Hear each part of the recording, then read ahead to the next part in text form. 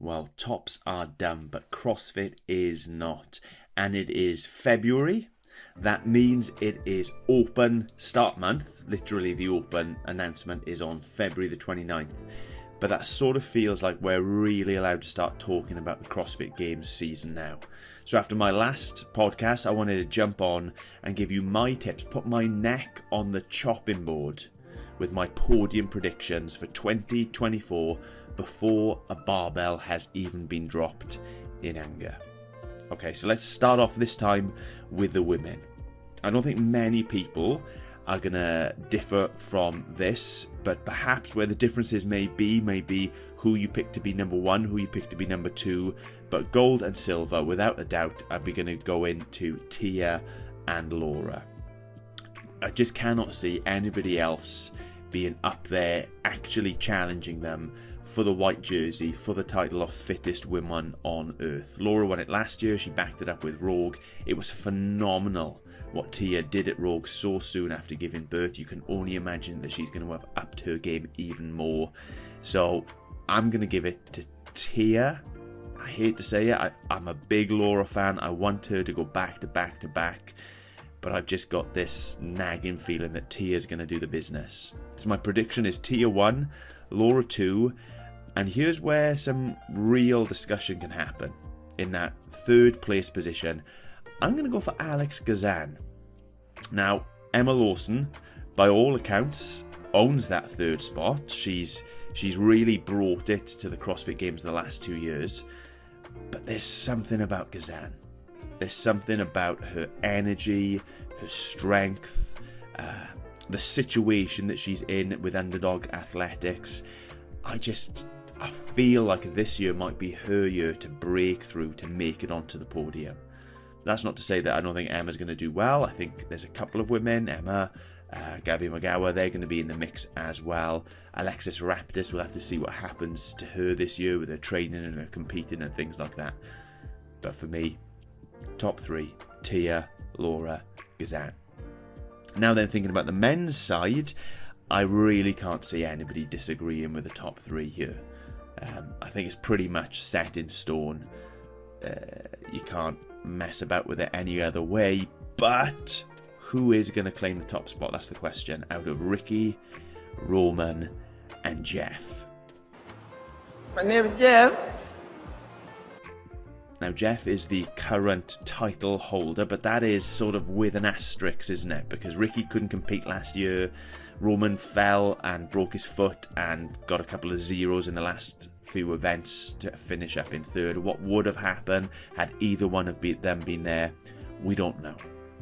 What we do know is that Ricky is slowly but surely getting back to business. His Rogue performance wasn't tremendous, it wasn't awful.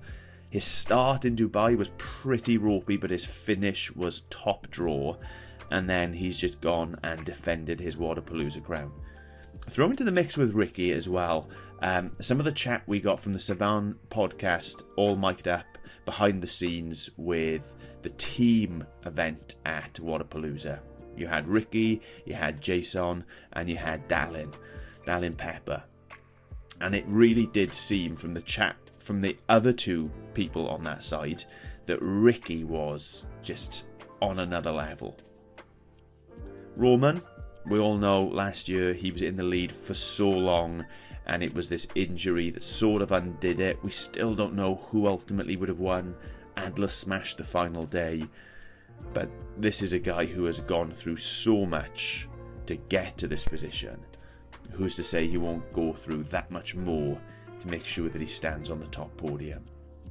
Having said that, I think Jeff is the sort of guy who is desperate to win at all costs. He's developed so much in the last 5 years. You know, the accusations of banter and pushing and things like that. To be honest with you, I like it. It shows that he is desperate to win. And folks who are desperate to win aren't likely to take their foot off the accelerator just because they've got the leader's jersey and the title fittest on earth. So I can't see anyone upsetting that order, but we do know that there are a couple of other guys, our Canadian friends, Uncle Pat, Brent Fakowski, Dallin Pepper, mentioned him already. These are guys who are going to play into the podium positions, not by necessarily claiming one themselves, but being able to disrupt and get in between these guys, cause separation. Really going to make that an exciting one. So, before a barbell has even been lifted or dropped, before any dumbbells have been thrown in disgust and wall balls smashed anybody in the face, this is what I'm saying. Women, Tia, Laura, Alex Kazan.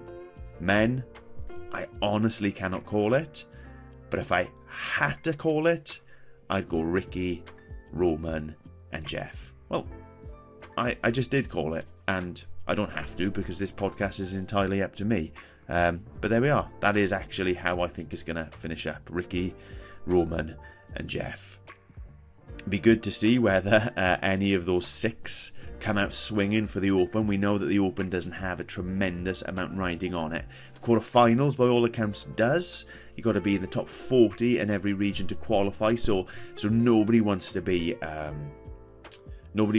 teetering on the edge there, playing with fire. They're all going to be smashing the quarterfinals.